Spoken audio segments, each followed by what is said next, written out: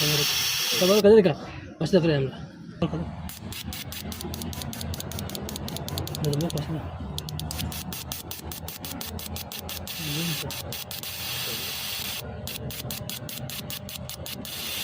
ठीक आहे